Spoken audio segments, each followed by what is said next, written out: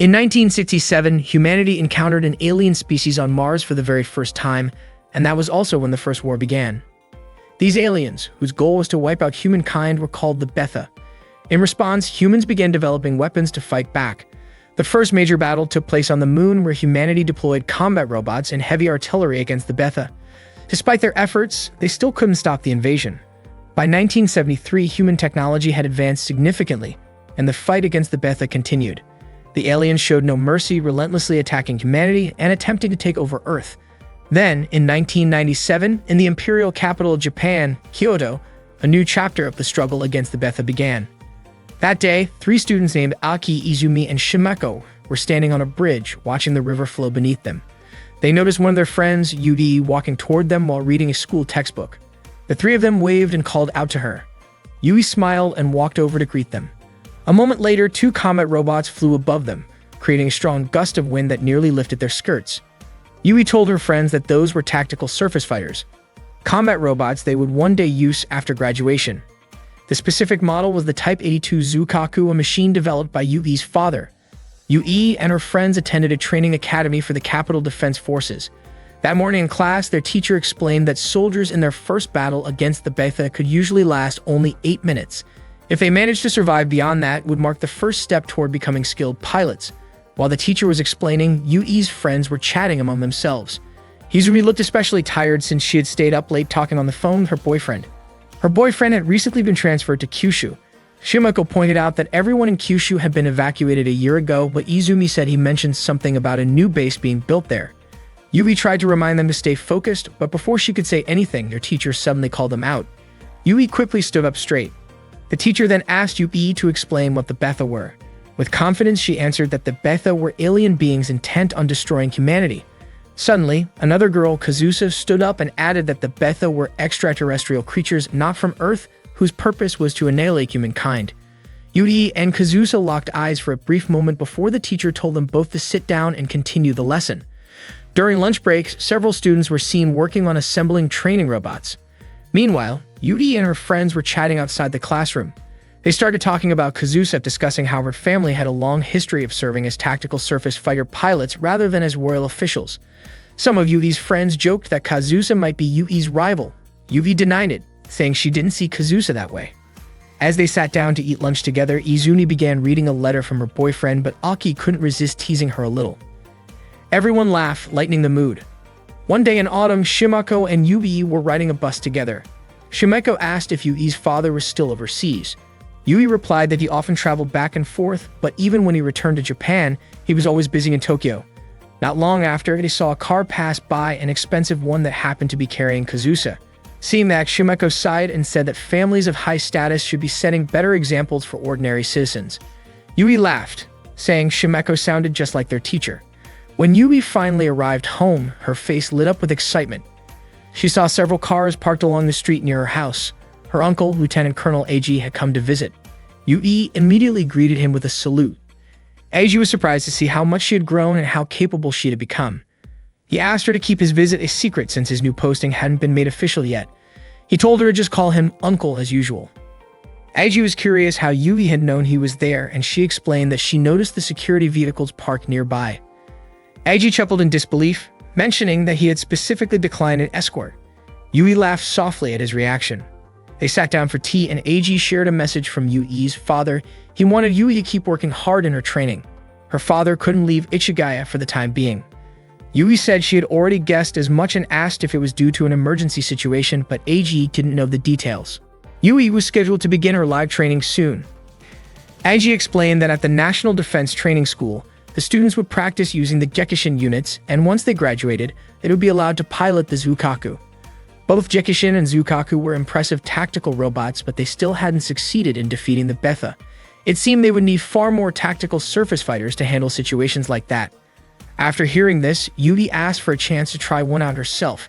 However, Eiji reminded her that while the country's defense was important, the idea of sending young girls to the front lines hadn't been considered yet, so she shouldn't rush things. Yui then asked how long Eiji planned to stay in Kyoto. Eiji told her he would return to Tokyo as soon as his work in Kyoto was finished. Eiji mentioned that he regretted missing out on Yui's mother's home-cooked meat dishes, and Yui innocently offered to cook for him next time. Eiji laughed softly and patted Yui's head before gazing up at the beautiful evening sky over Kyoto. That night, Eiji and his colleagues visited the Kubun residence to meet Yui. Yui asked why, out of all 5 noble families, Eiji chose to visit the Kubun family. Eiji said he wanted to show her something, then handed her a file containing information about a new weapon.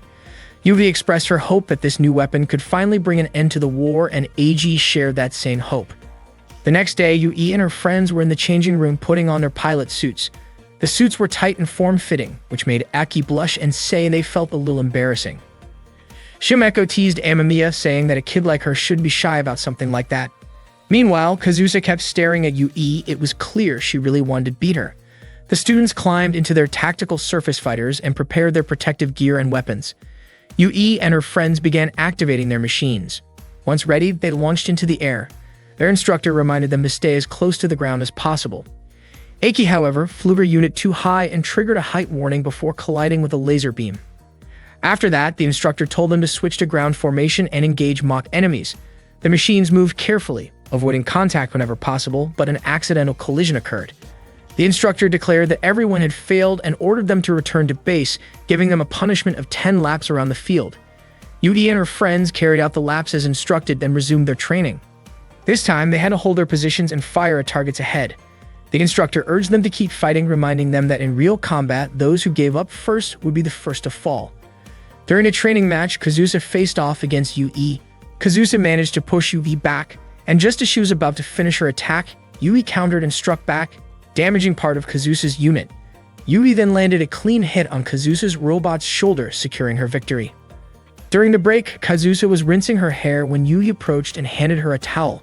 Kazusa smiled and accepted it. That evening, Kazusa joined Yui and the others for a snack run. The group was cheerful and welcoming, making Kazusa feel like part of their circle. Later that night, when they tried sneaking back into the school, they were caught by their instructor. As punishment, they were assigned to clean the tactical surface fighters used in training. One autumn night, a robot unexpectedly malfunctioned and exploded. Emergency crews rushed to evacuate the injured, while several students watched in shock. The instructor told them that if they couldn't handle witnessing something like that, they might not be ready to be there at all. After the incident, a few students decided to withdraw from the program and said their goodbyes. By 1998, war had broken out between humans and the Betha on the Korean peninsula. Civilians could only watch from afar as the battles raged on.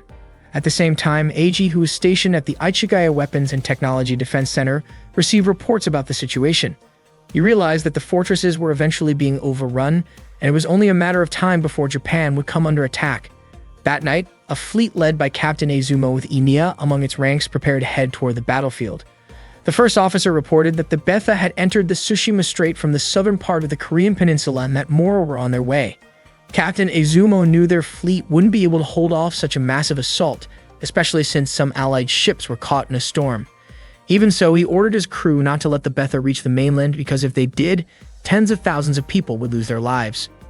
In July, lines of tanks fired their cannons toward the sea, trying to stop the Betha from reaching the mainland. The cannons kept firing non-stop, but the Betha continued to push forward toward land. Their attacks had already started spreading across Kyushu. That day, Izumi suddenly screamed in shock, and her friends immediately gathered around her. Kazusa came over and asked what was happening to Izumi. It turned out that Izumi's boyfriend, who had been transferred to Kyushu, had fallen in battle. Even Shimeko's cousin, who lived in Tottori, had died because he couldn't evacuate in time. Yui tried her best to comfort Izumi, who was crying uncontrollably. Meanwhile, the news broadcast reported that Betha forces from northern Kyushu and the Sanin region on the western side of Honshu were approaching the mainland.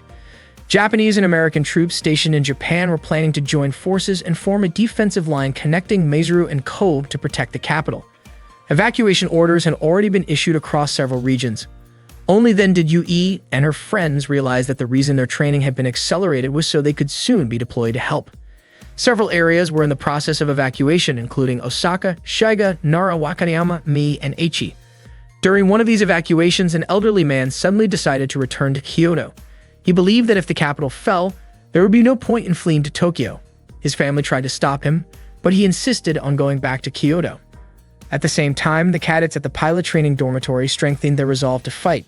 Yui practiced with determination, Izumi couldn't stop thinking about her late boyfriend, and Kazusa seemed fired up to destroy the Betha. When the day of departure finally arrived, Yui said goodbye to her mother and family. They were deeply moved as they watched her leave. Yui's mother expressed how proud she was that her daughter was dedicating herself to serve the nation and its people. Before leaving, Yui saluted her mother with respect and gratitude. By July 31, the final line of defense in Kyoto had completely collapsed.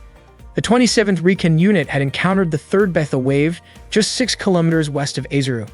The D-21 and A-19 Recon units had been shot down by laser attacks. At the same time, intense battles were taking place around Fukuchiyama. Because Yui and her team were still in training and lacked combat experience, their mission was to guard the Arashiyama base in Kyoto. They weren't allowed on the front lines since sending them there would only burden the other troops. Their most important duty was to protect the base at all costs. Although they understood that the decision made sense, being labeled as a burden still stung. Izumi especially couldn't let go of her desire to avenge her boyfriend's death. Suddenly, Kazusa rushed in and reported that the Betha had broken through the defensive line and were advancing toward Takagame, not far from their base.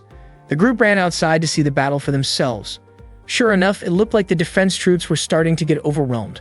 When one of the mechs approached the base to resupply, it was suddenly hit by a laser strike and exploded. Yui and the others were stunned by what they saw.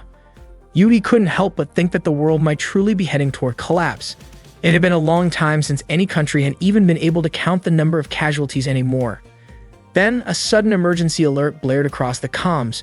Betha had been detected just 10 kilometers west of the base. Yui and her team immediately rushed to their tactical surface fighters. Shimeko was puzzled, wondering why the Betha had advanced so quickly and were now targeting the ammunition depot behind the front line. But Yui disagreed, saying that they were now the ones standing on the front line. The team activated their machines and began moving forward. Reports came in saying that more Betha were arriving in massive numbers. The leading force consisted of destroyer-class units, followed by grappler-class with the laser-class positioned in the rear. Yui hoped that she and her friends would make it through the battle safely. With determination in their hearts, they took off, flying straight toward the incoming assault.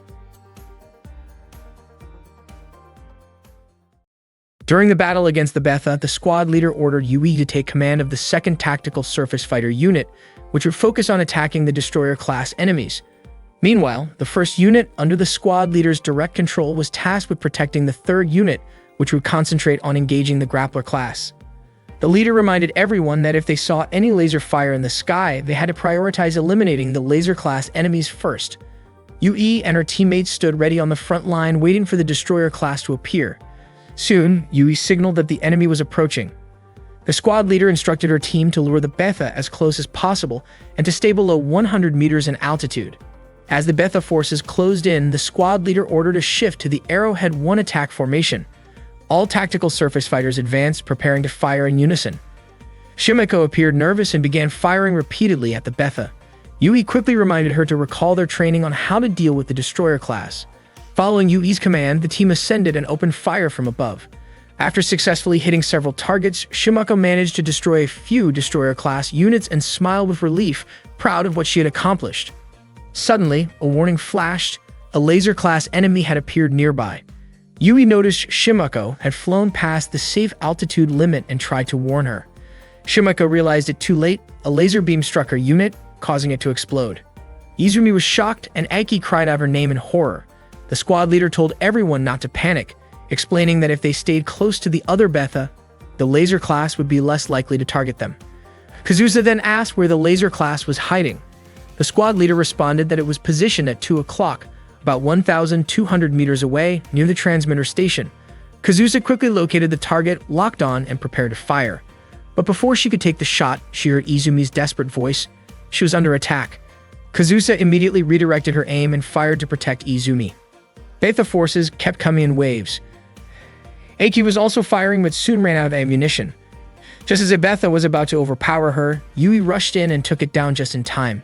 The squad leader urged everyone to stay focused on their assigned targets and reminded them not to let the enemy reach the 3rd unit.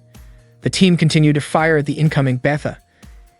Aiki drew her sword and slashed through several enemies. She felt a surge of relief, telling Yui that she had surpassed her 8-minute survival mark.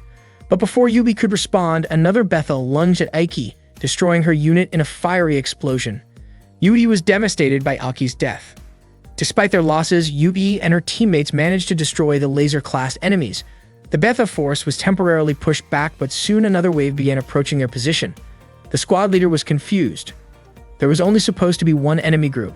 He tried to contact command for confirmation, but there was no response. Realizing something was wrong, he suspected that the main force might have been wiped out. Repeated attempts to reach headquarters went unanswered, and soon it became clear the Arashiyama weapons base had fallen to the Betha. Meanwhile, the Yawata defense line was still holding its ground, but the soldiers were heavily outnumbered. Even their captain's unit was destroyed in battle. Despite their efforts, the Betha eventually broke through the Yawata line. At that moment, Eiji was still at the Ichigaya command post. He hadn't realized the defeat was this severe. He asked his aide about the American forces, and the report came back that U.S. troops had deployed tactical surface fighters from the Theodore Roosevelt carrier through the Biwa Canal to support Japan's defense. Eiji was surprised by their sense of duty, though he doubted it would change the tide of battle. He thought the defenders might soon have to make some very difficult decisions. Above all, Eiji silently hoped that UB would survive the fight. Meanwhile, at Lake Biwa, the 2nd Naval Combat Boat Fleet, Owari, was preparing for battle. The admiral ordered his troops to ready their main weapons. At that moment, Yui and her team were still firing at the incoming Betha forces. One of the creatures leaped toward Yui, but she reacted quickly, pushing it back, stomping it down, and finishing it with a shot. Their situation grew worse as the number of Betha increased rapidly surrounding their position. Their ammunition began running low, and some had already run out. The squad leader realized their position was no longer strategic and ordered all units to retreat to Line 8. Yui's teammates started taking off, but she noticed that Izumi was still fighting, swinging her sword fiercely at the Betha. Yui called out, urging her to fall back, but Izumi refused. She wanted revenge for what she had lost. It wasn't until Yui mentioned Imiena's name and referred to her as a fellow pilot that Izumi finally followed orders and retreated with the others. The squad leader shouted for Yui's team to move faster as the Betha continued to chase them. Suddenly, a laser attack warning appeared. The squad leader told everyone to stay calm and keep their altitude low to avoid being hit. But then, in an instant, he was struck by a laser and went down. Izumi was shocked, wondering how that was possible since he had been flying so low. Kazusa suspected that the enemy had expanded their laser firing angle. The Betha kept closing in. The nearest safe zone was across the hill, about 120 seconds away. One by one, their teammates were shot down by laser fire. Izumi yelled for Yui to do something, while Kazusa begged her to take command so they wouldn't all die there. Yui immediately took over, ordering everyone to push their engines to the limit and fly as close to the ground as possible. They released anti-laser smoke, but the beams cut right through it, striking another member of the squad. Izumi shouted that it was useless, but Yui insisted that they couldn't give up. They kept flying low, but now only 3 of them were left. The timer showed 60 seconds. Then, out of nowhere, massive explosions erupted. It was naval artillery fire, targeting the advancing Betha forces. The admiral declared that a soldier's duty was to complete the mission, and that he alone would bear the responsibility for what came next. The bombardment wiped out the Betha that had begun invading the city and nearby residential areas. In the city, monks prayed for the safety of everyone still fighting. The civilians could only watch helplessly as their ancient capital, over 1,200 years old, was destroyed. Mecha units continued firing relentlessly to hold back the Betha. Yui tried contacting the command post, but their ammunition was completely spent. Izumi suddenly remembered something from school, how Betha were said to consume human bodies. The thought terrified her, convinced that they might soon share that fate. Yui told her to hang on, reminding her that the 3 of them had already survived past the 8-minute death limit. Izumi whispered her wish to someday avenge her boyfriend and her fallen friends. Yui reassured her that they could keep fighting, together with the rest of the forces still holding the line. Then Kazusa noticed something on the motion sensors. They scanned the area but saw nothing. Without warning, a Betha burst out from a nearby building and lunged straight at Yui. The creature pinned her mecha to the ground, trapping her underneath. Kazusa wanted to shoot but couldn't risk hitting Yui at such a close range. Yui shouted for Izumi to fire. A moment later, the Betha exploded into pieces. It turned out that Izumi hadn't fired, the shot came from elsewhere. A Type 94 Shiranui Unit 1C landed right in front of them. The pilot was their instructor. He told them that surviving past the 8-minute mark proved they were becoming real pilots. From now on, he said they should address him as captain, because they were no longer just trainees, they were in a real battlefield. He promised to protect them and ordered them to head to Kyoto Station at Line 8, where they could regroup and restock ammunition. The 3 were reluctant to leave him behind, but he firmly insisted that they follow orders. Yui, Izumi, and Kazusa then took off toward Kyoto Station. Watching them go, the instructor hoped that one day he would see them again, as true, fully fledged pilots. As the Betha swarmed closer, he raised his weapon and opened fire, determined to hold them back no matter what. While Yui was flying, she occasionally glanced back to check on her instructor, who was struggling behind her. She wanted to help, but she couldn't. she had to keep moving forward. Yui contacted the command post to report that she and her teammates, the 2nd Arashiyama unit, would be entering from the west. Unfortunately, during their flight, a group of Fort-class Betha appeared and blocked their path, forcing the 3 of them to crash. Yui's tactical surface fighter was too damaged to operate any further, so she quickly got out and tried to contact Kazusa and Izumi. There was no response. Determined to find them, Yui kept moving through the wreckage until she found Izumi's TSF. But Izumi wasn't there, only a small photograph of her and her boyfriend remained inside. Yui pressed on, searching the area near the fallen unit.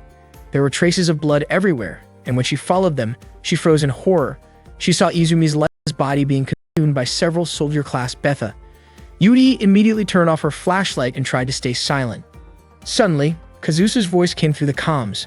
Yui asked where she was and began heading toward her location. At that moment, Kazusa's TSF was surrounded by Betha, tearing apart its armor piece by piece. Inside, Kazusa was in pain, struggling to stay conscious while calling out to Yui. Desperation filled her voice as she begged Yui to end her suffering before the Betha reached her. Yui finally found Kazusa's unit, still being swarmed by the creatures.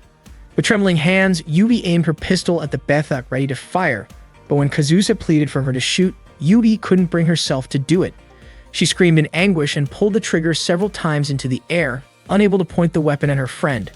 Powerless, Yui fell to her knees, forced to watch as Kazusa was dragged away and killed. Just as the Betha turned toward Yui, a powerful blast hit the creatures, throwing her backward. A Take Mikazuchi Type TSF had arrived, its sword drawn as it descended. The unit landed with incredible force, slashing through the swarm and firing rounds that obliterated the remaining Betha nearby. Then everything went dark for Yui. When she woke up, she found herself in the student infirmary. Her body was weak, but she managed to step outside, only to be met with a sight that broke her heart. Kyoto had fallen. The city was nothing but ruins, completely overrun by the Betha. The world seemed to be ending, and human casualties had become impossible to count. Yui couldn't help but wonder if humanity was nearing total collapse. A nurse noticed Yui wandering outside and quickly called out to her, reminding her that she wasn't in any condition to walk around. The nurse gently brought her back inside. As they entered, the sound of a crying baby echoed through the room. Yui began to cry as well, prompting the nurse to ask if she was in pain. 3 years later, Yui was on a transport aircraft, staring out the window. She had made herself a promise, never to cry again. On the day she was rescued and treated at the infirmary, she swore she would never allow the world to fall into ruin ever again. One day, the robot piloted by Teresa was being targeted by the one controlled by Kriska and Inia. Teresa was caught off guard when Kriska managed to lock onto her position. She quickly took off, trying her best to evade the pursuit. Kriska seemed to enjoy it, hoping to see the colors of Teresa's desperation unfold. That same day, on May 2, 2001, a transport plane was flying over Alaska, carrying 2 American soldiers, Yuya and Vincent. Vincent pointed out the Yukon River to Yuya and asked what kind of challenges the Spirit of Alaska might have in store for them. Looking rather uninterested, Yuya replied that all he planned to do was eat salmon roe and sleep. Vincent couldn't believe his attitude. He reminded Yuya that they were representatives of the United States and should make their country proud.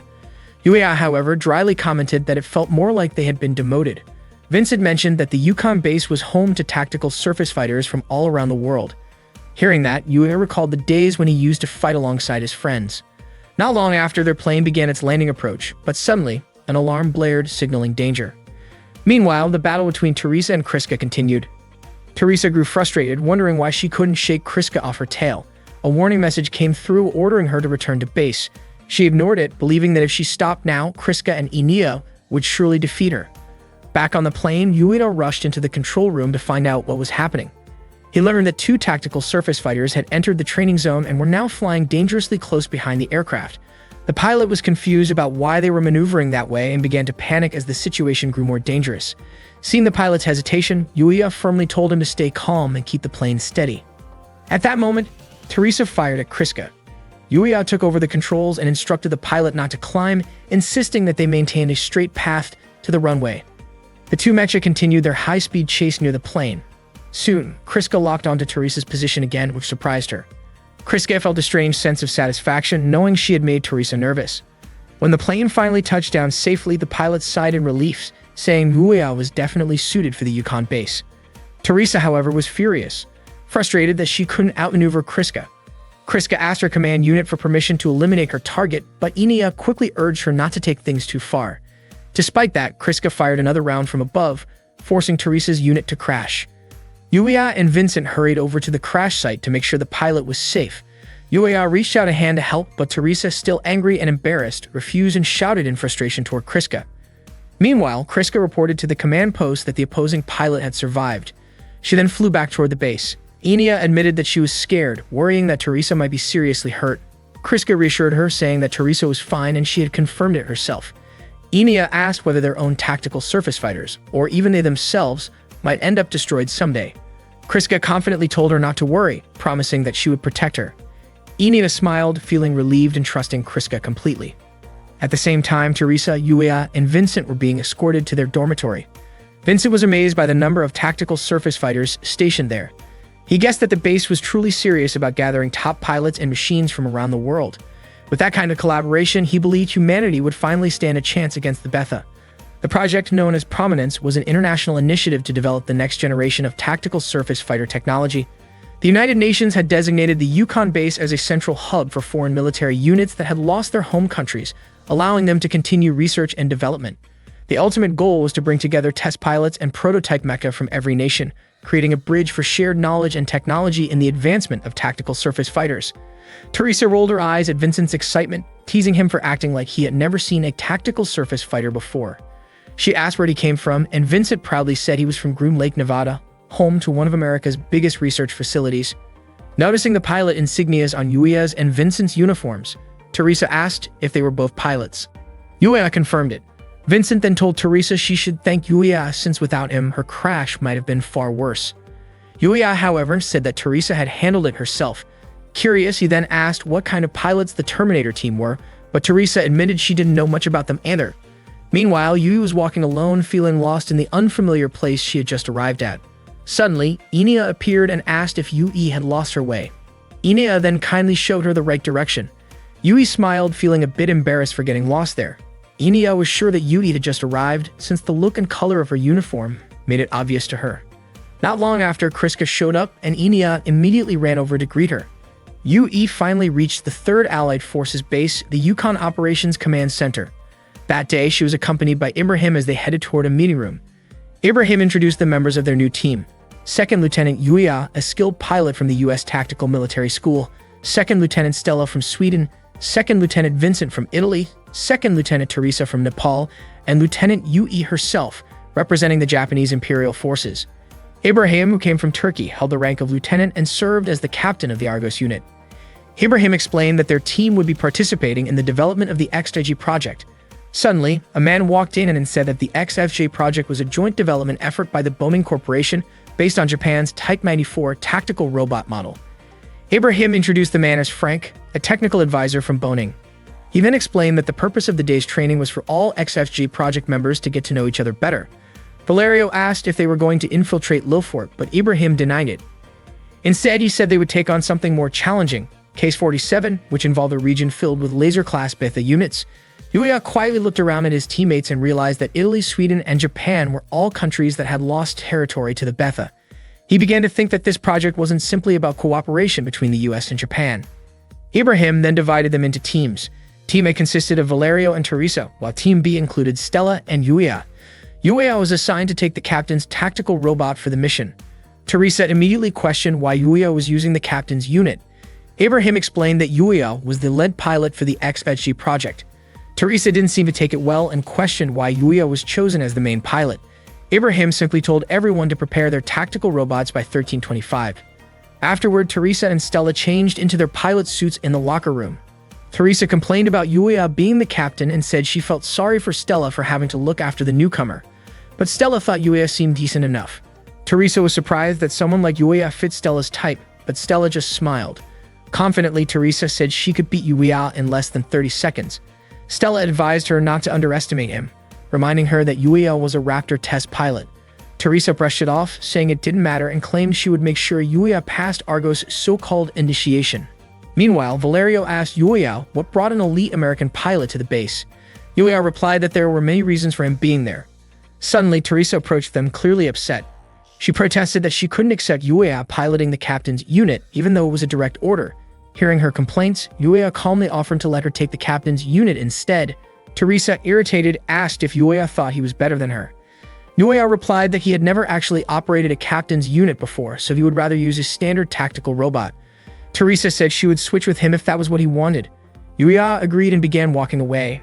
Still annoyed, Teresa followed him and told him he should be thankful that she was willing to switch. Yuya gently patted her head before leaving. Teresa fumed and shouted that he shouldn't come crying to her later if he regretted it. Yuya climbed into his tactical robot and Vincent immediately scolded him for switching units without thinking about the mechanics involved. Yuya replied that the system error rate of a tactical robot was only about 1%, then complimented Vincent's skill. Vincent smiled proudly, claiming to be the best mechanic in the world. After that, Yuya said his goodbyes and began the launch sequence. The tactical robot moved forward and took off. At the same time, Ibrahim, Yudi, and Frank monitored the mission from the command center, while the control post guided their tactical training through the operation. At that time, the Argos team had already entered the training arena. Yuya asked if Stella had seen their opponent, but she hadn't yet. There were too many signal jammers in the area. Realizing they could only rely on visual detection, Yuya told Stella to keep trying to locate the enemy. He said he had no intention of losing, and Stella replied that as a skilled pilot herself, she also wanted to win. Moments later, Valerio locked onto Yuya's position. Noticing the danger, Yuya quickly evaded while Valerio kept firing and teasing him, calling him Top Gun, because American weapons were known to be some of the best in the world. Yuya kept dodging the attacks, surprised by how agile Valerio was even in such a narrow space. He hadn't expected Valerio to be the one attacking. He had thought it would be Yui instead. Before long, Teresa appeared and opened fire on Yuya. She declared that Yuya was her target and told Valerio to back off. Yuya dodged Teresa's shots and realized that her active unit had a clear advantage in speed. Soon, Teresa and Valerio cornered Yuya together, but suddenly, a precise shot from Stella almost hit Valerio. He was startled and felt lucky that the attack missed. It had been perfectly timed. Yuya and Stella focused their fire on Teresa, who tried to evade but found Valerio blocking her path. Frustrated, she told him to take care of Stella instead. Teresa continued chasing Yuya and fired another burst that nearly hit Valerio by accident. She checked her ammo. Only about 300 rounds of her 36mm bullets remained and grew irritated that none of her shots had landed properly on Yuya. Meanwhile, Valerio and Stella moved toward Area D. Yuya's tactical surface fighter had developed an issue in its right arm. Watching from the control room, Ibrahim remarked that Yuya was doing fairly well, but Frank commented that Yuya seemed to be struggling against the active unit. Valerio kept chasing Stella, who smiled and said that he would probably regret it later. At the same time, Teresa was still on Yuya's tail. Yuya turned and began shooting at her from above, landing a few hits. Teresa drew her sword, deciding to settle things in close combat, and kept pressing forward while Yuya continued firing back. When his bullets finally ran out, he threw his weapon toward her as a distraction and flew upward to create distance. Frank admitted that Yuya was impressive, but Ibrahim noted that Teresa was a close combat expert. Yuya then drew his own sword and charged at her. Teresa turned to intercept, but Yuya intentionally rammed into her to break the engagement. Meanwhile, Stella was still being pursued by Valerio. She led him into a tight corridor where he thought she had given up, only to realize too late that she had planted explosives there. The explosion disabled his unit, and Valerio was officially out of the match. Back on Yuya's side, things were looking bad. He couldn't overpower Teresa in close combat. Just as Teresa was about to strike, a long-range shot from Stella hit the head and cockpit area of Teresa's unit with perfect accuracy. The mission was over. The winners were Yuya and Stella. Teresa was visibly frustrated. After the exercise, the four of them gathered and talked. Valerio praised Stella for her bold move. Yuya said they all shared the same goal. Valerio then told Teresa that no matter how strong she was, she couldn't win alone. Teresa snapped back, blaming him for not backing her up, but Valerio reminded her that she was the one who told him to chase Stella instead. Stella then scolded Yuya, telling him not to get cocky. If it had been a one-on-one match, Teresa might have beaten him. Valerio chimed in, reminding everyone that it was a team match. Stella proudly claimed that she and Yuya made the stronger team, while Valerio calmed Teresa down and said they could still learn something from Top Gun Yuya. Hearing that, Yuya jokingly called Valerio Macaroni, and Valerio asked him to use the nickname VVV instead. Teresa laughed at their banter. Yuya turned to her and called her Shorty, which annoyed her immediately. Vincent showed up and was amused that Yuya had already started giving out nicknames again, saying that Yuya definitely had a talent for that. Stella then asked for a nickname of her own. Valerio was about to make a teasing comment, but Yuya quickly stopped him and instead called Stella Venus. She looked flattered, and everyone burst into laughter. From a distance, Ibrahim quietly watched their cheerful camaraderie. Valerio then officially welcomed Yuya as the newest member of the Argos team. One day, Yuya was training alone with his tactical surface fighter. He flew over the forest, but it seemed like he was having some trouble. To him, the machine felt way too sensitive, and he even started to suspect it might be malfunctioning, since it was so hard to control. Eventually, he lost balance and fell. After that, Yuya returned to the base. Vincent immediately walked up to him and handed him a drink, curious as to why Yuya was back so soon when his training wasn't even finished. Yuya explained that the tactical surface fighter was difficult to handle, then muttered something about a Japanese doll that annoyed him. Vincent asked if he meant Yugi by that. Yuya said that back at his house there used to be an old traditional Japanese doll. It looked like a person but had a pale, lifeless face that used to scare him as a kid. Vincent couldn't help but laugh after hearing that. He then explained that Japanese and American tactical surface fighters were built with completely different designs and combat styles, so it was natural for Yuya to have a hard time adjusting. That made Vincent realize why Yugi had insisted Yuya train with a Japanese-made unit before the Type 94 Shirinu was ready for use. Earlier, Yugi had asked Yuya to train using the Type 97 Fubuki. Yuya was clearly annoyed when she told him that, wondering if she hadn't even looked at his records. Yui noticed how upset he was, but Yuya told her she had no reason to be irritated over something like that. Yudi asked if his attitude had anything to do with his feelings about the mission, but Yuya denied it. When she asked if he had a personal issue with her, he denied that too. Yudi then told Yuya to fix his attitude because his behavior had been quite disrespectful. Yuya coldly asked if that was an official order from the XFJ project or if Yui was just using her position for her own satisfaction. Yui didn't care how he saw her. What mattered to her was that he corrected his behavior. Meanwhile, Stella, Teresa, and Valeria were watching their conversation from a distance. Teresa couldn't believe how tense the atmosphere had become. Valerio understood how Yuya felt, but also noticed how much Yuya seemed to enjoy teasing Yui. Stella was confused. After all, both of them were Japanese. Vincent then explained that actually both he and Yuya were American. Yui was surprised considering Yuya had dual nationality, American and British, but since he also had Japanese heritage, she felt his attitude reflected poorly on Japan. Yuya got irritated when she said that. Yui simply told him to make sure he was comfortable with the Fubuki before the next training session. Yuya insisted that he considered himself American. Vincent later admitted he thought Yuya was about to hit Yui during their argument, but Yuya made it clear that he would never raise his hand against a woman. Vincent joked, asking if that was part of a Japanese code of honor, like Bushido. Then he reminded Yuya that it wasn't just about controlling the tactical surface fighter. Each machine reflected the mindset of the people who built it. If Yuya wanted to master a Japanese unit, he had to start by understanding how Japanese people think. Vincent encouraged him to take another flight since they would be training with other units the next day. The following day, Argos flight began their training session. The command post reminded them to maintain altitude and increase their speed. Teresa asked Yuya how his training with the Japanese unit was going. Yuya said he had no problems and was confident he could handle any kind of tactical surface fighter. Teresa challenged him to prove it. Stella smiled and said the goddess of victory would surely be on his side. Hilaria reported that the Scarlet Twins had arrived. Teresa immediately grew tense, wanting to prove who was in charge. Stella gently reminded her to calm down since it was only a joint exercise to practice intercepting Betha, not an actual fight. Stella added that Teresa should stop being so uptight, but Teresa jokingly said she wasn't tense at all, she was just ready to show them what she could do. Yuya was deeply curious about the pilots known as the Scarlet Twins. He couldn't find any detailed information about them in the pilot records. The command post soon instructed Argos flight to prepare at the starting point, activating the wide data link network. The JIES system came online shortly after, and not long after that, the virtual Betha units appeared. The Argos team began their simulated descent to engage the enemy. Yuya was surprised by the sheer number of Betha. Teresa wondered why he was shocked, explaining that such numbers were pretty common in Asia. Valerio even added that it was the same in Europe. The mission started. Stella asked what formation they should take, and Yuya instructed them to approach using the Arrowhead 1 formation. As he went on the offensive, Yuya dodged several attacks and returned fire. He noticed that his tactical surface fighter was still overly sensitive, just like the day before, and started to suspect that something might be wrong with the machine. The rest of Argos flight continued firing at the approaching Betha. Suddenly, Yuya was surrounded. Valerio wondered how that could happen and suspected a technical malfunction. Yuya struggled to control his unit, frustration building with every movement. Meanwhile, at the command post, the Scarlet Twins were informed that they had eliminated 122 Bethas so far, which the operator considered slow progress. The twins were instructed to increase their kill ratio by 7%.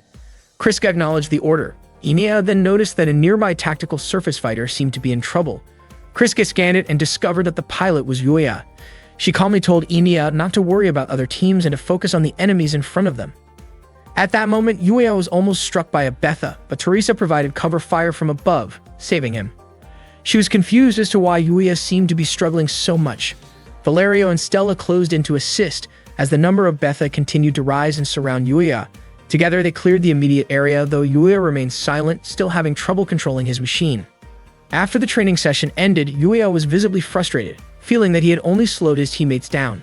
Vincent tried to calm him, saying that what he needed was simply more practice, but Yuya told Giselle that it wasn't that simple. Just then, Yui arrived and suggested that the issue might be because Yuya couldn't handle the Fubuki unit properly. She said that if he truly understood his tactical surface fighter, that problem wouldn't happen, just like how she could make fine adjustments instead of forcing it forward all the time. Yui bluntly stated that the Fubuki model was poorly optimized. Vincent nearly stepped in to stop her, but Yui continued, saying she wanted Yuya to hear her out. Yuya explained that the unit's main engine was too weak, only performing well at certain speeds, and that its extreme maneuverability made it hard to balance. Yui disagreed, claiming that the Fubuki was actually one of the most user-friendly models among Japan's tactical surface fighters. Even in the middle of battle, Imperial Japanese pilots could handle it smoothly, and some trainee pilots were already capable of operating it well. She concluded that Yuya's control was below even that of a Japanese trainee and remarked that he lacked the natural feel for the unit. The insult left Yuya stunned.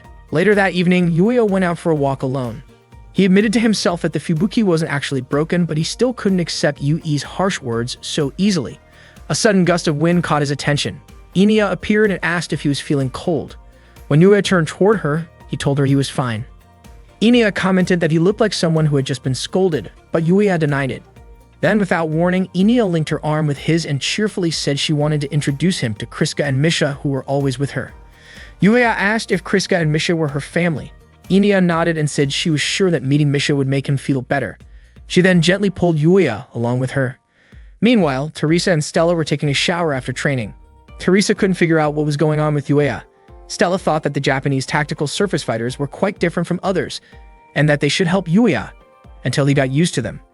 Teresa suggested they invite Yuya out for a drink to help him relax and forget about his troubles.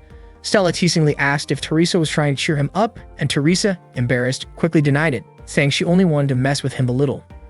Suddenly, Valerio's voice came from nearby saying it wasn't a bad idea. Teresa and Stella were both startled to find him there. Teresa immediately rushed toward Valerio, scolding him and throwing him out of the changing area. Meanwhile, Eniel led Yuya to a hidden place with Russian letters written on the walls. She asked Yuya to keep following her. Yuya wondered if he was even allowed to enter that area as they walked through a long corridor and took an elevator. He still couldn't figure out what kind of place it was. Once they reached a small room, Inia picked up a teddy bear from her bed and showed it to Yuya. That's when he realized that the bear's name was Misha. Inia then told Misha to greet Yuya, which left him surprised. He was confused about how Inia knew his name since he hadn't introduced himself yet. Suddenly, Kriska appeared and pointed a gun at Yuya. Inia quickly stepped in front of him, trying to stop Kriska from pulling the trigger. When Yuya was a child, he once overheard his grandfather scolding his mother for trusting a Japanese man, who happened to be Yuya's father. His mother defended him, saying it wasn't his father's fault and that she never regretted meeting him. Yuya's grandfather believed Japanese people were cunning and untrustworthy, claiming that his daughter had been deceived and abandoned. However, his mother insisted that Japanese people also had good qualities: kindness, politeness, and diligence. Growing up, Yuya was often isolated by other kids because of his mixed heritage. He started to believe that Japanese people were deceitful and tended to attack from the shadows. One day, he asked his mother why everyone avoided him. Suddenly, in his dream, his mother turned into a Japanese doll and told him he had brought shame upon Japan. Yuya then woke up from his nightmare. At that moment, he found himself in a prison cell, having been captured earlier by Soviet forces. He wondered who Inia and Kriska really were. He didn't think he would be dismissed just because of what had happened, not after everything he had done so far. News of his arrest soon reached Yui. When Soviet soldiers came to interrogate him, they prepared to inject him with something. They mocked him, questioning why a lowly Japanese man had ended up in the restricted area. Yuya protested, saying he wasn't Japanese. The Soviets knew he was an American soldier, but they also knew about his Japanese bloodline. Yuya grew frustrated, wondering why people still labeled him that way no matter where he went. As the soldiers came closer, he shouted for them to stop. Moments later, an officer entered the room and whispered something to the soldiers. Shortly after Yuya was released, his teammates came to pick him up and take him back. During the ride, Teresa laughed at Yuya, saying he looked like a lost baby chick. Yuya, still annoyed, called Teresa short as usual, though he could smell the alcohol on her breath. Valerio said he was relieved that Yuya got out safely. Stella added that it was Yui who had informed the authorities about Yuya's situation and handled all the UN paperwork for his release. Yuya guessed it was because he had missed a scheduled training session. Stella mentioned that Teresa had been yelling in the hangar, demanding to go save him. Teresa turned red and tried to brush it off, saying she just wanted to invite him out for drinks. Yuya muttered that he had no reason to thank that Japanese doll Yui, but he did apologize to his team for all the trouble he caused that day. His friends burst out laughing, with Teresa teasing him non-stop. The group spent the rest of the ride laughing together. That night, Yuya stood quietly, staring at the tactical surface fighter. He thought about Vincent's advice to understand the Japanese mindset if he wanted to truly master a Japanese TSF. Suddenly, Yuri appeared. Yuya told her he had no intention of thanking her. He suspected she only helped because she didn't want to lose someone who could pilot what he called a trash TSF. Yui didn't react to his sarcasm. She told him that during real combat, he wouldn't get another chance to escape like he did in the simulation. She explained that while teamwork might work in a mock battle, it was a different story in the field. Yuya admitted he was embarrassed about what happened earlier and couldn't believe Yui referred to that day's drill as a game. Yui calmly explained that it was a game, because in a simulation, they knew the enemy's numbers, abilities, and every possible move.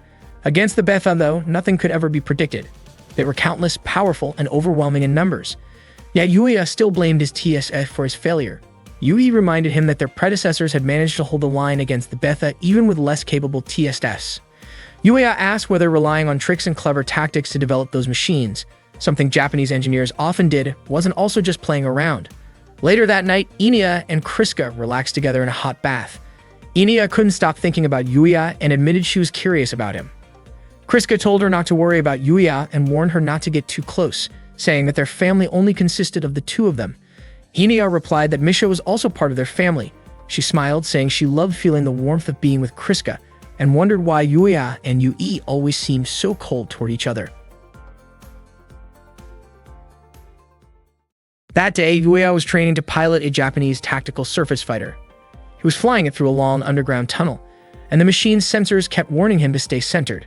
But Yuya was clearly struggling. He kept pushing forward at high speed, sometimes even scraping the tunnel walls. The machine was harder to control than the Type 97 model. The command post reported that he had passed checkpoint 4 minutes and 52 seconds behind schedule. Yuya looked frustrated. The tunnel was full of sleeper drifts that made maneuvering even harder. He adjusted the proximity line and lowered the pilot's safety settings to the minimum. He refused to let the machine beat him again.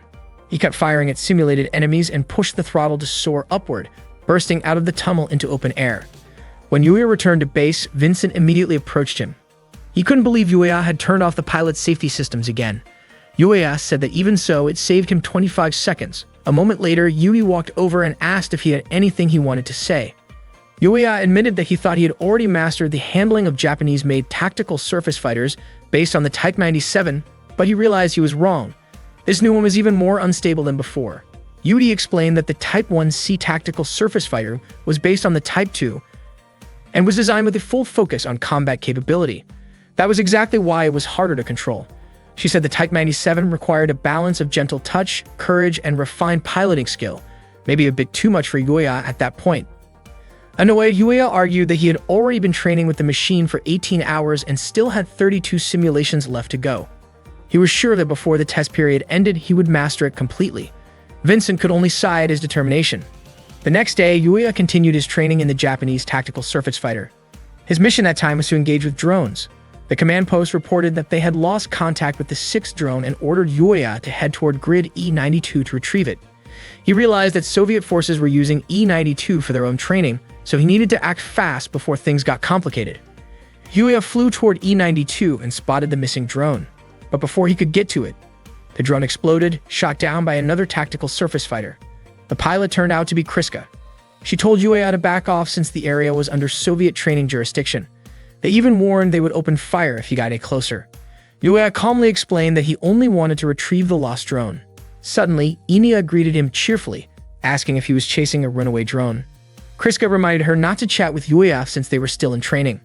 Not long after, the Soviet command post called Kriska and Inia back to continue their exercises.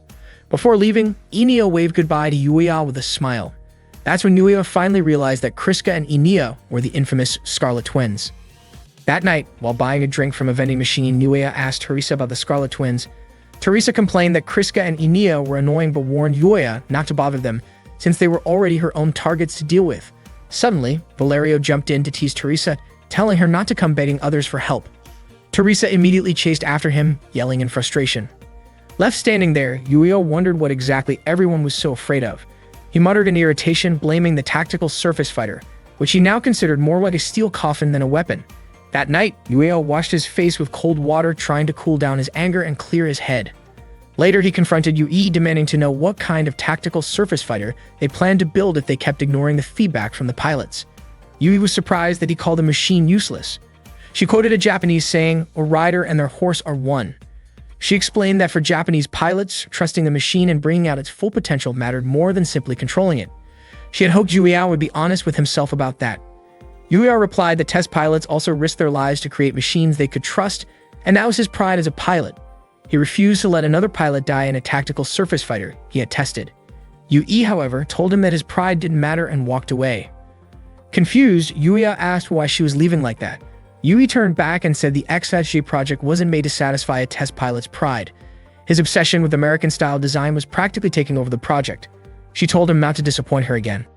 Yuya shouted back in anger, but Valerio quickly stepped in to calm him down. Still, Yuya couldn't accept being accused of trying to take over the project. The next day, Yuya and his friends went out for drinks at a bar. Teresa vented her frustration by chugging her drink, and Yuya couldn't help wondering what was bothering her. Stella smiled and said that Teresa was upset because of what had happened to Yuya earlier. Apparently, Vincent had to stop Teresa when she got emotional after seeing Yuya argue with Yui. That was when Yuya realized that his friends had actually seen the whole argument. Valerio mentioned that Yui came from a noble samurai family and was also a member of the Imperial Royal Guard, one of Japan's elite units. Teresa then told everyone to drop the topic, reminding them that the night was supposed to be Yuya's welcome party. They all raised their glasses and toasted to Yuya's arrival in Alaska. A moment later, the bar waitress brought them some snacks.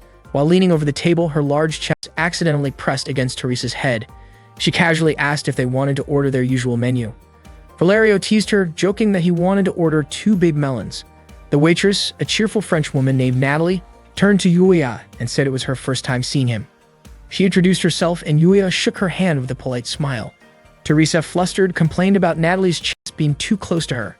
Yuya looked a bit worried about the commotion, but Stella just laughed, saying that it was nothing new. Valerio added that Teresa and Natalie often clashed because they were both stubborn in their own way.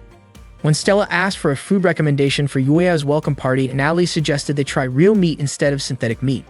Valerio immediately agreed since he was tired of eating artificial food. Teresa doubted it would be affordable, but Natalie promised her a special discount. Grateful, Teresa hugged Natalie in thanks, and Natalie playfully told her to come along as payment. Later, everyone burst out laughing when Teresa returned. Natalie had dressed her in a cat-made costume.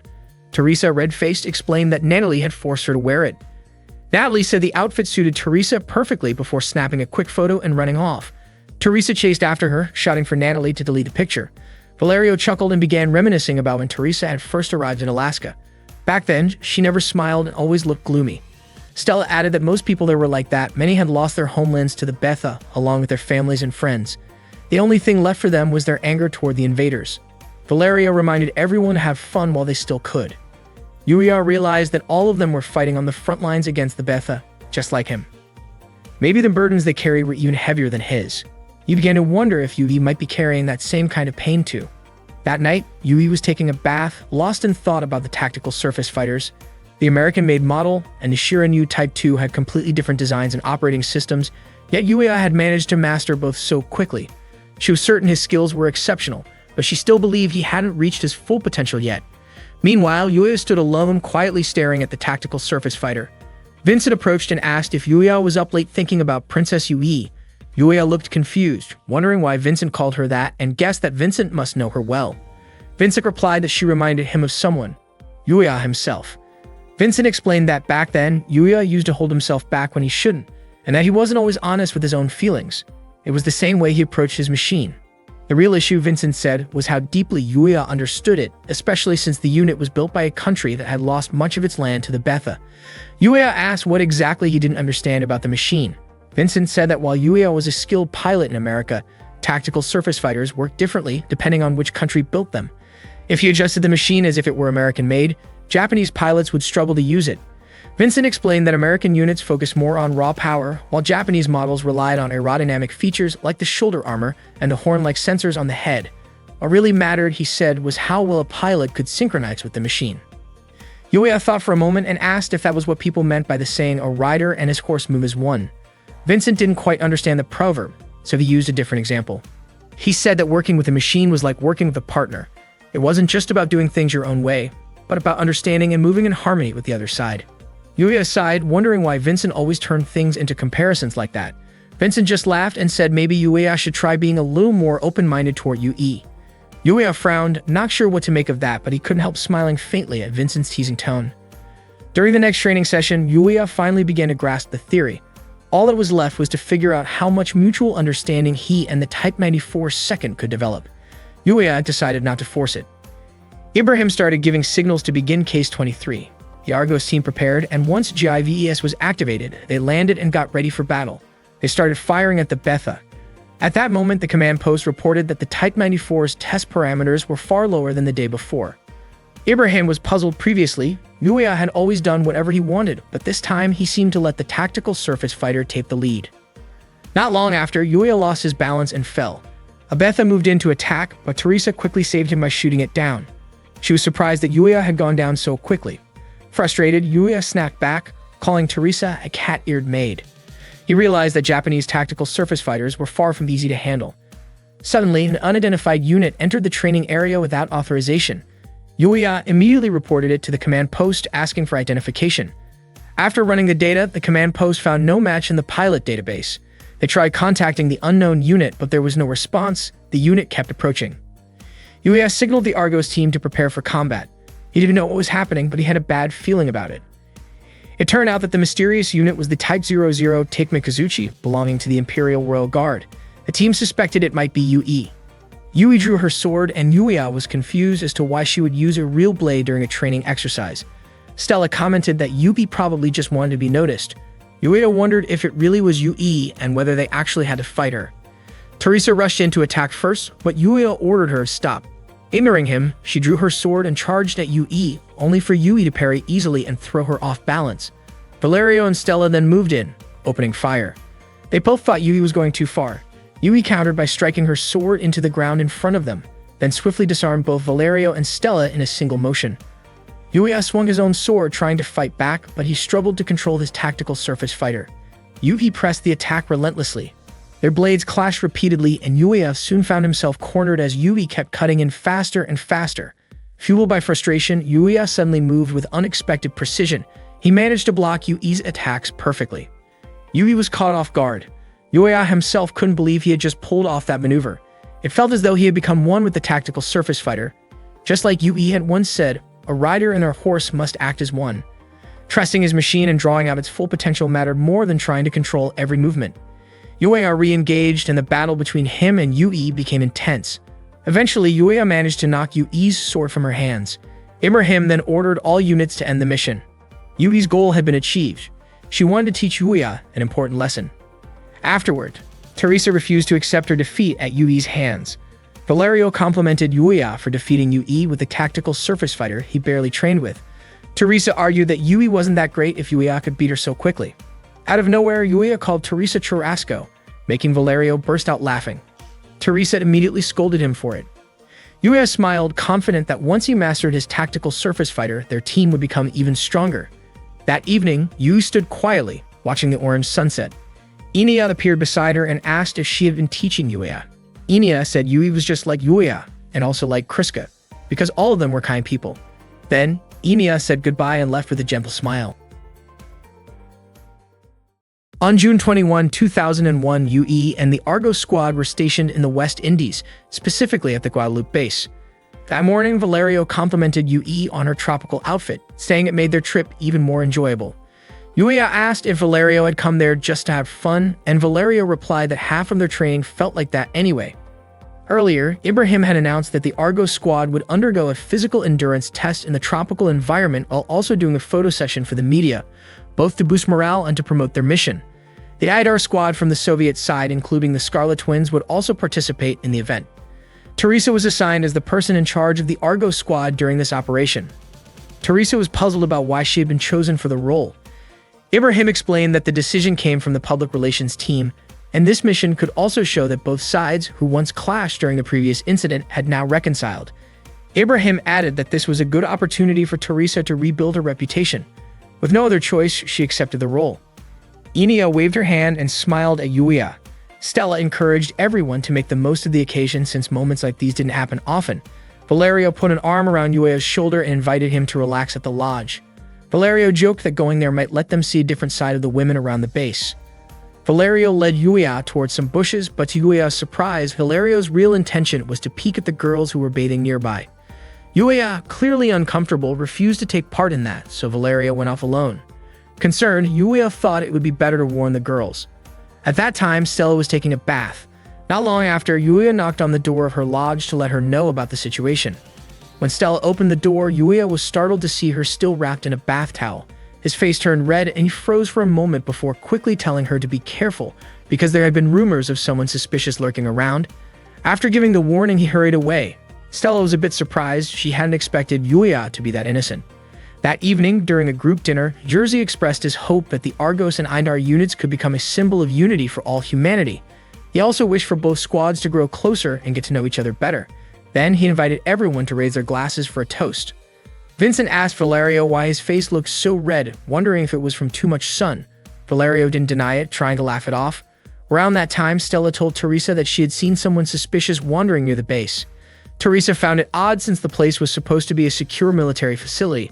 Stella explained that the person ran off when a strong, hot gust of wind swept through the area.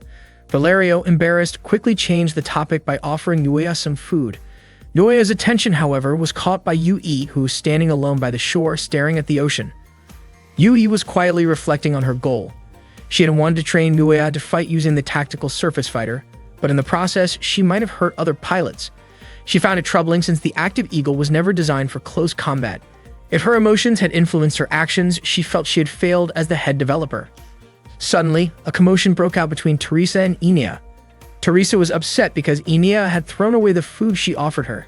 Enia said she didn't need it. Teresa argued that she was just trying to be kind, but Enia didn't seem to appreciate it.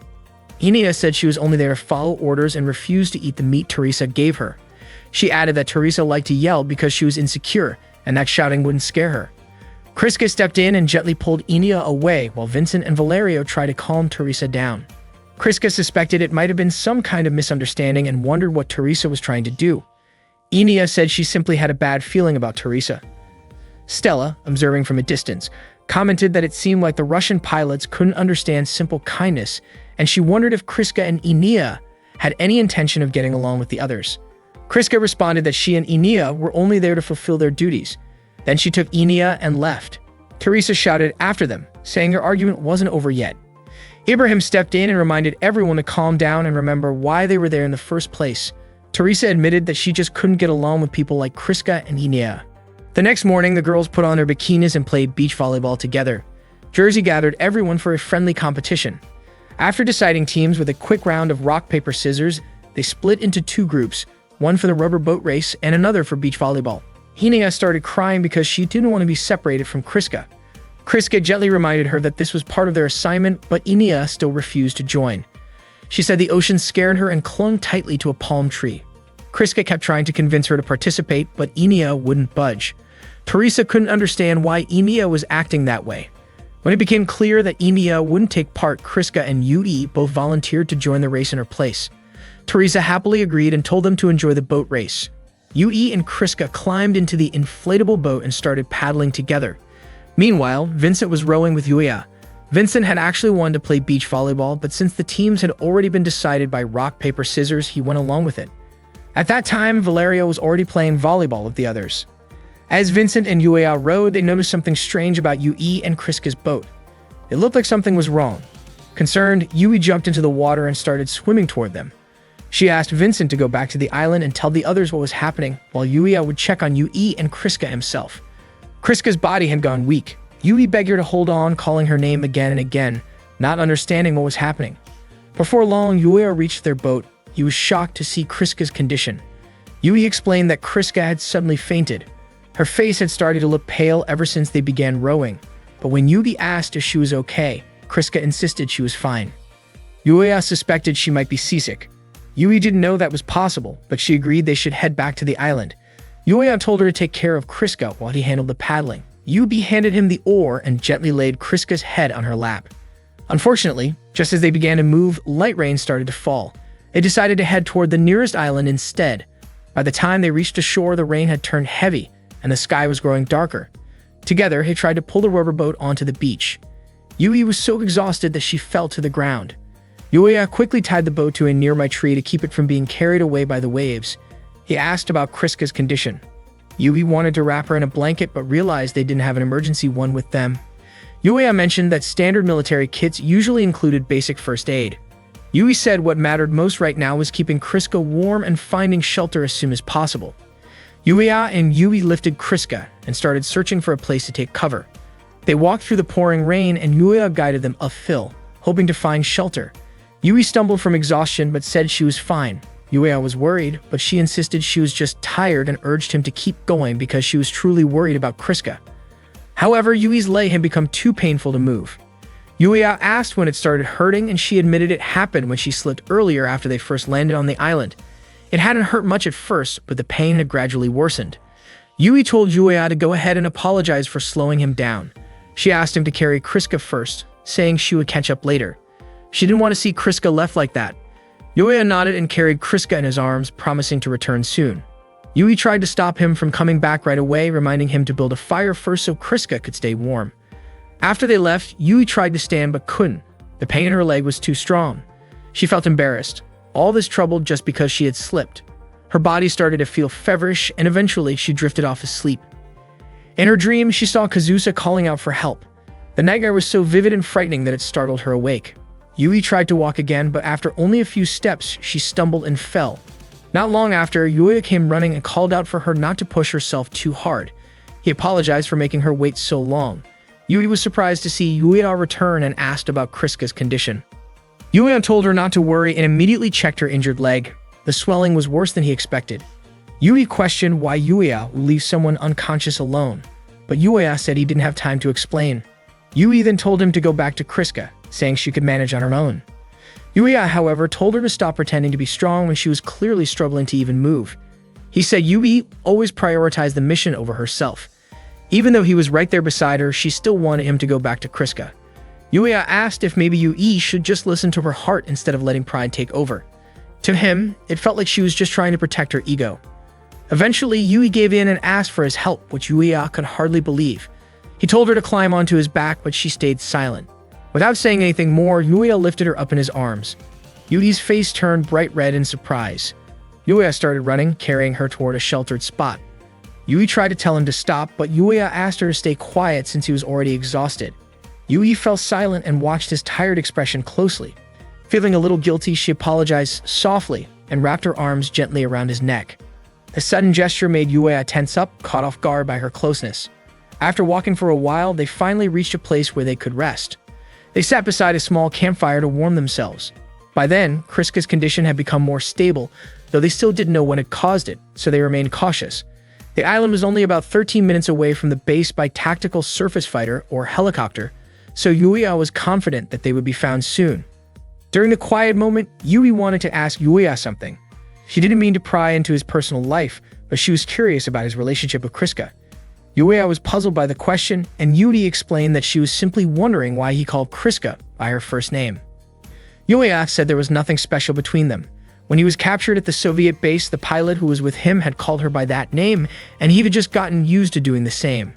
Yui then asked about his relationship with Inia. Yuya asked if Yui was uncomfortable about it, which made her blush in embarrassment. Yuya wondered if Yui was suspicious of him, if she thought he had leaked information to the Soviets. Yui quickly denied it, saying she had never doubted him, but she couldn't find the right words to explain herself. She admitted that maybe she shouldn't have brought it up at all. Yuya, still curious, went outside to check the surroundings since the rain had finally stopped. Meanwhile, Yui felt embarrassed and foolish for asking him about Kriska in the first place. Just then, Kriska woke up, murmuring Inina's name. Yui gently told her not to move too much and asked how she was feeling. After hearing what had happened, Kriska felt deeply grateful to both of them. Yui told her it wasn't her fault, it had all been because of the bad weather. Kriska then asked where Yuya was, and Yui explained that he was checking their inflatable boat and would be back soon. Before Yui could say more, Kriska quietly admitted that she wanted to ask something personal. She said Yuya had caught her attention and asked Yui to tell her more about him. The question startled Yui, leaving her momentarily speechless. At that same moment, Yuya was down by the shore, lost in thought. He wondered why Yui always managed to confuse him, why she couldn't just say what she really meant. The more she held back, the more curious he became. Suddenly, he noticed that the inflatable boat was gone. The spot where he had tied it was empty. It looked like the strong waves had snapped the rope and carried it away. That night, the heavy rain kept pouring and the wind blew fiercely.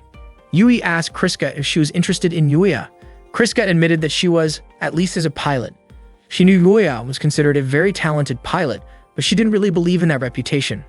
Kriska confessed she was disappointed with the results of their joint training, saying that, in her eyes, Yuya seemed incapable of much. Yui explained that it was her fault because she had forced Yuya to use a tactical surface fighter when he wasn't yet used to it. Kriska then asked whether Yuya was really the cause of the problems in their tactical surface fighter development project, whether he had any hidden talent, and if he was truly as good as people said. Yui suggested that if Kriska was curious, she should just ask Yuya directly. She also mentioned that Yuya was near the beach at that moment. Kriska said she wasn't asking for herself but for Inia. Yui was curious. Did Inia like Yuya? And why? Kriska admitted she didn't know the reason. It was the first time Inia had ever shown interest in anyone since Yuya's arrival. When Yuri asked what Inia had said about Yuya, Kriska admitted she hadn't asked since Inia was different. Suddenly, when she mentioned Inia, Kriska seemed panicked and her body weakened. Yuri quickly stood up to keep her from falling, but the pain in her swollen leg flared up again. She told Kriska to stay calm and asked what was going on. Kriska apologized for acting that way. Yui helped her sit down again and urged her to take it easy. Then Kriska told her that Inia was a very fragile girl. Not long after, Yuya arrived and called out to Yui, letting her know that their inflatable boat had been swept away by the current. That night, the three of them had no choice but to take shelter where they were. Yui said that once dawn came, they needed to head to the beach and prepare a signal fire. Yuya suggested they take turns keeping watch, while Yui thought they should also look for food near the river mouth. Kriska asked how long it might take for the rescue team to find them. Yui replied that since the island wasn't far from the Guadalupe base, it shouldn't take long. Maybe the worst-case scenario would be about a week. Yuya thought Kriska must be worried, especially since she had just regained consciousness. He had offered to go gather more branches. Yui said she could help, but Yuya told her not to push herself since he knew she still couldn't move her leg properly. Kriska volunteered to go instead, but Yuya refused, saying she wasn't fully recovered yet. Kriska insisted that she wouldn't embarrass herself again. Yuya was puzzled by how Kriska could act as if nothing was wrong. Kriska looked at Yui and asked if she could help Yuya. Yui understood it. It seemed like Kriska wanted to use the opportunity to talk to him. Yui allowed it but reminded them not to get separated. Yuya asked if Yui was sure about that decision. Yui said she wanted Yuya to stay close to Kriska, but she also didn't want him to overexert himself. So the two of them went outside to gather branches. Yuya asked if Kriska was really okay, and she told him he was being stubborn. Besides, she wasn't asking for his trust. Yuya was confused by her attitude and asked if Stakin or Lennon had told her not to worry about her teammates' safety. Kriska didn't understand what he meant. Yuya then asked if she was aware of the bad reputation the Scarlet Twins had at his base. He said he finally understood why, and it had something to do with her personality. Kriska told him to stop talking about her and instead asked what he thought of Inia. The question caught Yuya off guard. Kriska pressed him to answer, but Yuya wanted to know why she was asking. Kriska said she didn't really understand why Inia was so concerned about him. It was the first time that it ever happened, so she felt she needed to understand who Yuya really was. Yuya admitted that he knew nothing about Kriska or Inia either, and he found it strange that she was questioning him about it. Kriska explained that she and Inia were alike. They only knew Yuya through the database, and under Yui's orders, she was allowed to ask him directly. Yuya was surprised to learn that Yui had told her to do that. Kriska said she just wanted to understand Yuya's personality since she didn't know him well. She'd also mentioned that during training, Yuya and Yui often argued even though they were both Japanese, and she wondered why. Yuya corrected her, saying he wasn't Japanese, and suggested she check his database again. Kriska became curious. Was there a reason he disliked Japan so much? She said a pilot was supposed to stay calm, yet Yuya seemed quick to anger over small things. Yuya replied that maybe others would see those issues as small, but for him, they were serious. He believed that Kriska must also have things she didn't want others to hear. Kriska admitted she never talked about herself unless it was by direct order. Everything she did was for her country and her unit. Yueya said that sounded foolish. He couldn't understand why she cared more about others than herself. In his view, personal well-being should come first, then the team, and only after that the country, not the other way around. Suddenly, Kriska's body weakened again and Yueya quickly caught her. She pushed him away, saying she didn't want him to touch her. Her head began to hurt and she nearly fell again. Yueya was really worried, but Kriska told him to stay back. When she started to collapse again, Yueya instinctively caught her. He asked why she kept pushing herself so hard. He was sure she had fainted earlier because she overexerted herself. Yueya said he'd been worried that if Kriska and Yui had gotten caught in the storm, things could have ended badly. He didn't understand why both of them always forced themselves beyond their limits. If they kept doing that, they could get seriously hurt. Kriska then quietly confessed that she was terrified of the sea. To her, the ocean was something truly frightening. For Kriska and Inia, that moment was the very first time they had ever seen the ocean up close. Yueya hadn't expected that neither of them had seen the sea before. Kriska said that simply looking at the ocean wasn't a problem, and even seeing it from inside a tactical surface fighter felt fine. But once she got on a boat, she felt as if her whole body might be pulled into the water. Unexpectedly, Yui spotted them and asked what they were doing. The three of them were surprised by her sudden appearance. After that, they went back to their shelter where the atmosphere quickly turned awkward. Yueya tried to start a conversation, but both Kriska and Yui completely ignored him. He then asked Yui if her leg had healed since she seemed to be walking just fine using that wooden cane.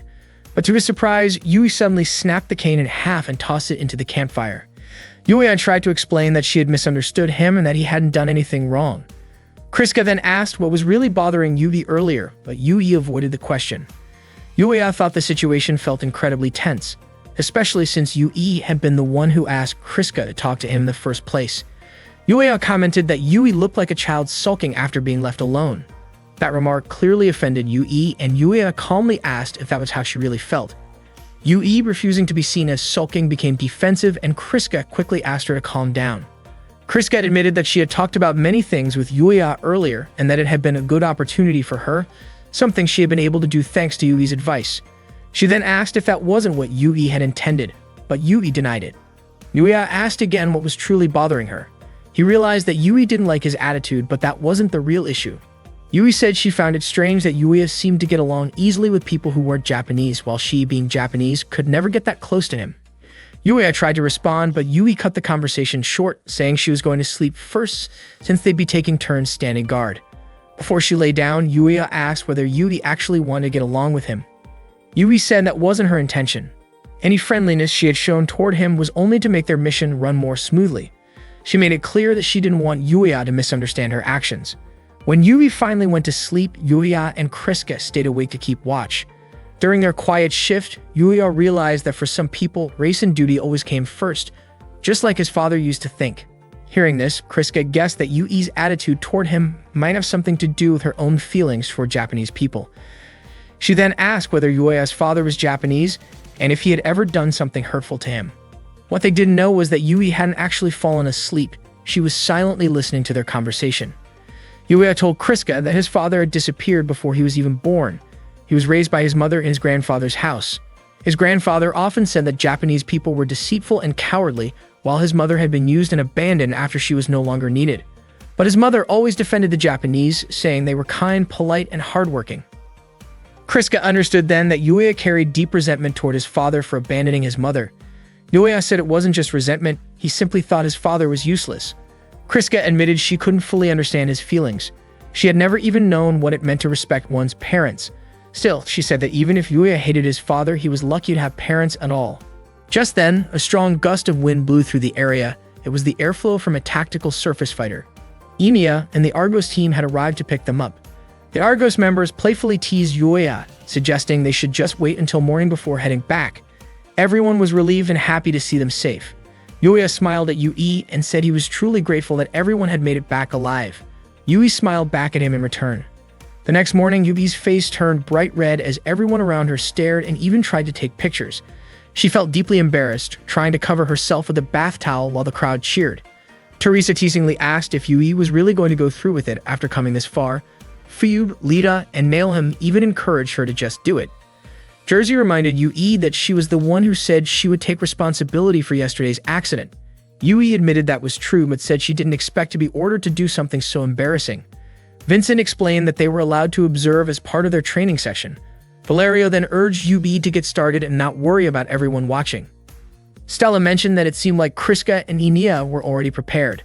The crowd cheered when they saw Kriska and Enia wearing their school swimsuits, and Valerio complimented how well the outfits suited them. Kriska instinctively tried to shield Enia from the stairs.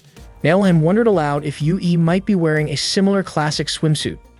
Jersey then asked Yui to begin her photo session. Taking a deep breath, Yui threw aside her towel, and for a brief moment, everyone stood in stunned silence.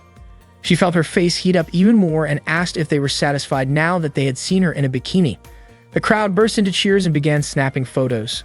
Jersey praised Yui's effort, saying she looked great. Vincent commented that seeing Princess Yui like this was surprisingly charming, while Valerio added that her attitude felt quite different from usual. Yuya, however, didn't share their opinion. Suddenly, Yui walked up to Yuya and told him not to watch her. She reminded him that he had also been involved in yesterday's incident and ordered him to return to his post because she didn't want him seeing her like this. Yuya was puzzled, wondering why Yui seemed embarrassed about being watched by him of all people. Vincent and Valerio teased that Yuya had no right to say that, but he had no idea what they meant. Stella chimed in, saying it looked like Yuya had made a girl flustered and called him completely oblivious. Yuri and Yuya both quickly denied the teasing accusations, insisting that everyone was misunderstanding the situation. Valerio, still amused, said it seemed like the two of them had simply decided to act as if nothing had happened. Yui and Yuya strongly rejected that idea. Meanwhile, Kriska quietly watched Yui and Yuya's exchange. Seeing this, Enia took Kriska's hand and asked if she also wanted to be friends with Yuya. Kriska firmly replied that she wasn't interested in him at all, but Enia smiled, certain that Kriska actually felt the opposite. On July 11, 2001, the Betha began invading Soviet territory in Kamchatka, specifically around the Milkovsky region. The troops kept firing non-stop at the approaching creatures, but the base commander grew increasingly worried about the situation. Reinforcements hadn't arrived yet, and if things kept going that way, their forces could be wiped out completely. So far, no laser-class Betha had appeared, which meant air support should have been able to handle them. The Betha continued chasing the armored divisions, leaping at the tanks and destroying them one by one. Not long after, tactical surface fighters arrived on the scene and began firing at the incoming swarm. The base captain shouted that the legendary Thunder God Perun had arrived before them, then ordered all troops to regroup and prepare for a coordinated counterattack. The tanks and tactical surface fighters launched their assault together, striking back at the Betha with everything they had. That same day, a United Nations task force was sailing toward Petropavlovsk, Kamchatsky, with about 30 minutes left before docking. It was Yuya's first time visiting the main Soviet base in the Far East. From the deck, he and his teammates looked out at the snow-covered Mount Avachinsky in the distance, surrounded by icy winds that bit into their skin. Valerio couldn't believe they had been sent all the way from the hot Caribbean to a freezing place like Kamchatka. Stella reminded him that it was part of their duty, collecting performance data under different environmental conditions, but Valerio admitted that wasn't what bothered him. What he actually disliked was that in such cold weather, he wouldn't get to see Princess Yui wearing a swimsuit again. Teresa immediately called him an idiot for saying something like that, and Valerio just laughed, saying he wanted to go back to the Caribbean. While the others talked, Yuya suddenly remembered what had happened that night with Yui on the island. Teresa noticed him zoning out and teasingly asked what he was thinking about. Before anyone could continue, a siren suddenly went off. Valerio thought it was an enemy alert, but it turned out to be a tactical surface fighter flying overhead in distress. The machine looked damaged and crashed into the sea, unable to recover. Valerio guessed that maybe its frame had been bent during close combat or something similar. Kriska calmly mentioned that this kind of thing wasn't unusual. Teresa then asked Yuya if he had ever experienced something like that himself, since that was how it felt to be in an actual battlefield. When the ship finally reached the port, the soldiers quickly disembarked. Vincent was busy helping to unload one of the tactical surface fighters when Yuya came over to ask if everything was going smoothly. Vincent said everything was fine, then turned the question back on Yuya, asking how he was doing. Yuya replied that he didn't have much luggage with him. Vincent chuckled, saying that wasn't what he meant. He was talking about Yui. Ever since Yuya had spent the night with her on the island, it seemed like the two of them hadn't been talking much. Yuya looked confused, wondering why Vincent would say that when Kriska had also been there with him. Vincent grinned, saying it seemed like Yuya had gotten a little closer to one of the Scarlet Twins instead. He was clearly teasing him, trying to lighten the mood before what would be Yuya's first real combat test. Not far from them, a group of local teenagers watched curiously from a distance. That evening, Yuya and his team gathered to discuss the upcoming International Joint Combat Trial. The purpose of the operation was to test how well the Type 94 and Active Eagle units performed in real combat conditions, as well as to evaluate a new prototype weapon that had just arrived from Japan. Yui stepped forward to lead the briefing, explaining that the weapon was the Type 99 electromagnetic radiation cannon prototype. She projected an image of the weapon onto the screen, explaining its structure and features. The cannon would be mounted on the Shiranyu Type 2, and although earlier tests of the Shiranyu and the Type 1C had been conducted in Japan, this would be the first live combat test of the Type 2 model. Yuya noted that even though it was the newest version of a railgun, it was still primarily a long-range weapon. He found it strange that for his first test piloting the 94 he wasn't being assigned to close-range combat. After the meeting, Yui caught up to Yuya in the corridor. She apologized for startling him earlier and asked if he could take a look at the weapon she would be testing. She thought it would be better for him to see it in advance, and there were a few other things she wanted to explain to him directly. Yuya said he was interested, which made Yui smile with relief and gratitude. As they talked, Yuya suddenly noticed his friends hiding nearby and eavesdropping on their conversation. He almost shouted at them in frustration, but he managed to stop himself before Yui could notice. Yui then led Yuya to the armory, where she introduced him to the next-generation tactical surface fighter weapon, the Type 99 electromagnetic radiation cannon prototype. She assured him that it had incredible power and mentioned that she had been involved in its development, even if only for a short time. Yuya believed her, but expressed concern about its practicality. The weapon was powerful, but using it would consume an enormous amount of energy and could interfere with the unit's ability to maneuver. He was worried it might disrupt the aerodynamics and center of gravity, which made it incompatible with the design philosophy of the 94 Yui admitted that it might not fit perfectly. They still needed to carry out the test. She then apologized again, saying she had misunderstood Yuya. She knew it must be difficult for him to deal with such a complex issue during his first real combat mission, and she had noticed that he seemed distracted because of it. Yui also admitted that she was impressed. Just from a quick glance, Yuya had already identified the weapon's design flaws. Finally, she mentioned that there had been some minor disagreements among the engineers before the combat trial had even been officially scheduled. Previously, Yui, as the lead developer, had been unable to authorize the combat permission. However, Ibrahim conveyed that this had already been established as an order by the United Nations. Additionally, the Japanese government had approved the combat test in the Soviet Union. Ibrahim urged Yui to consider the matter realistically, as there seemed to be some sort of hidden agreement behind it all, and the possibility of cancellation was nearly non-existent. Therefore, there was only one thing they could do. Yui stated that they must ensure the troops sent there can return safely. Ibrahim emphasized that they must not lose anyone and must do everything they can. Unfortunately, Yui did not explain this to Yuya. She advised him that, in the battlefield, if the weapon hindered him, he should release it. If that happened, Yui instructed Yuya to activate the self-destruct button on it. Yuya understood it turned out to be some sort of military secret that must not leak to other countries. Yui believed that someday perhaps it would become standard equipment worldwide. Once deemed ready, the weapon and the tactical combat robot would receive funding for mass production. However, this did not apply to pilots. Yui did not want to lose either the Shiranyu Type 2 or Yuya as the lead test pilot. Yuya was deeply moved upon hearing this. Yui mentioned that 8 minutes was the average time for soldiers in their first battle. Yuya was aware of the 8-minute death concept, as it was also recommended in America. Yui's eyes welled up as she said that she'd have lost many friends in those 8 minutes. She recalled when her friends died one by one during that time. Although Yuya had no experience fighting real enemies, he would not underestimate it.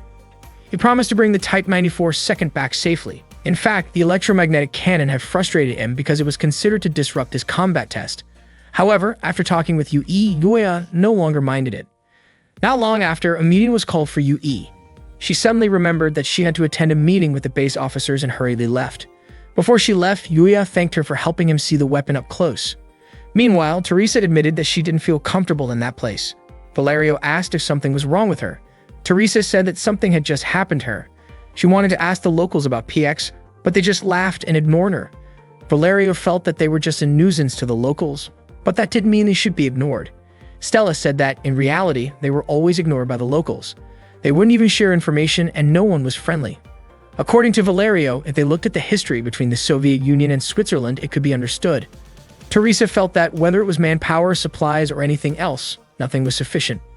So it wasn't surprising if the locals didn't want to talk to people from the safe rear lines. Valerio teased Teresa, saying that she suddenly became so sympathetic. Teresa emphasized that she said that only because she understood how it felt to be on the front lines. Teresa wondered if Yuya was okay. She hoped he wouldn't encounter anything strange. Stella teased Teresa for being so concerned about Yuya and asked if she liked him. Teresa was so surprised that she started coughing. Meanwhile, it seemed Yuya was lost trying to find their barracks. Not long after, he found Misha, Enia's teddy bear. Yuya picked it up. Shortly after, he heard a commotion and immediately searched for the source of the noise. It turned out that Kriska and Enia were being harassed by the local Jar troops. Enia was terrified upon seeing the group of teenagers, but Kriska kept reassuring her. Kriska introduced herself as a member of the Soviet Strategic Research Unit, a test pilot from the Special Development Experimental Unit 331. The Jar troops referred to Kriska as an elite unit from the capital. Kriska was puzzled, as they should be comrades fighting for the same homeland. Instead, they mocked her and thought she was joking. Kriska was surprised. Weren't they both from the Soviet forces? Yet one of them called her just a Russian. One of the girls scolded her and said that Soviet wasn't the name of a country. They also brought up how many of the people who fled to Alaska were Russians, while people from Georgia and Kazakhstan, like the Jar troops, were treated like trash. They were angry and said that Kriska was just relaxing in the rear while they were fighting desperately on the front lines. Suddenly, Kriska's head started hurting and her body went weak. Enia panicked and called out to her. One of the young men grew frustrated. Even though Kriska had not been fighting, yet she had received such an advanced tactical battle robot. He kicked Kriska repeatedly, while Enia begged him to stop. The Jar forces tried to intimidate Enia, even attempting to harass her. Enia continued pleading, hoping Kriska could protect her, but Kriska was too weak to respond. The young man called Enia useless for being brought to the battlefield. Kriska insisted that Enia was far from useless. The young man then embraced Enia, and she could only scream for Kriska. At that moment, Yuya arrived, quickly intervened, and stopped him, handing a protective device to Enia. He then checked on Kriska to make sure she was alright. Kriska assured him she was fine and said her priority was protecting Enia. Yuya wondered why Enia had let the Jar forces trouble her in the first place. Yuya scolded them and asked which unit they belonged to. The youths, annoyed, showed the Wayne badge on their uniforms. It turned out they were pilots, even though they were still teenagers. One of them called Yuya a coward from Alaska. The teenager who had been hit earlier quickly stood up and brandished a knife. They all began surrounding Yuya, warning that this base was not like the rear-line bases. They tried to intimidate Yuya and Enia. Fortunately, their commander, Fikatsia, arrived with her aid and ordered them to return to their post and check their tactical battle robots. After the Jar forces left, Yuya wanted to thank Fikatsia, but she told him not to make trouble there and left with her aid. Yuya was left wondering about the strange behavior of the people in that place. The next day, the patrolling sharpshooters were surprised at how quiet the area was. Even the normally noisy birds were absent. Meanwhile, representatives from all PB units were gathered. Ibrahim presented satellite images taken earlier that morning. According to the Eastern Soviet forces, Group K would appear on the Okhotsk coast within 6 hours, which meant roughly 24 to 72 hours from that moment. Various Betha groups located on the seabed would also begin to emerge. Their plan was to follow the Soviet forces to prevent the Betha from advancing and carry out their first combat tests there. Teresa was eagerly anticipating the event, while Valerio felt queasy from the food and wanted to spend time elsewhere. Stella reminded everyone not to let their guard down. Ibrahim explained that the Argos test unit would pair up with pilots from the Eastern Soviet forces, the Jar unit. He then introduced the Jar commander, revealing that Fikatsia was in charge of the Jar unit.